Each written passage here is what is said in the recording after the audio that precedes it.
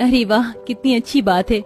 मुझे कितना बड़ा घर मिला है। यहाँ 100 कमरे हैं, इतनी बड़ी रसोई है और बाहर से देखने में तो ये किसी महल से भी ज्यादा बड़ा लगता है। मेरे तो भाग खुल गए। शिवानी खुद से ही ऐसे बोल बोलकर खुश हो रही थी।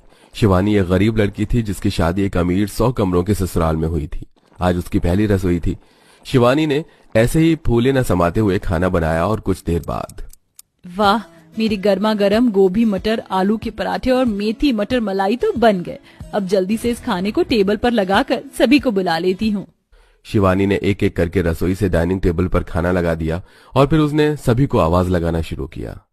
माँ जी, भूमि, केशव जी आ जाइए, खाना तैयार है। माँ जी, केशव जी। हे भगवान, मेरा तो गला ही सूख गया। किसी को मेरी आवाज गई भी होगी? मुझे नहीं लगता। एक काम करती हूँ, जल्दी से जाकर सभी को उनके कमरे से ही बुला लाती हूँ, नहीं तो सारा खाना ठंडा होकर बेकार हो जाएगा। शिवानी खाना बनाकर सभी को उनके कमरों से लेने चली गई, लेकिन थक गई। मुझे तो याद भी नहीं है कि सभी कौन से कमरे में हैं। ये भगवान, मैं अब उन्हें कहाँ ढूंढूं? शिवानी एक के बाद दूसरे कमरे में जाती, दूसरे के बाद वो फिर से पहले में ही कंफ्यूज होकर आ जाती और ऐसे ही वो 100 कमरों में बुरी तरह भटक चुकी थी।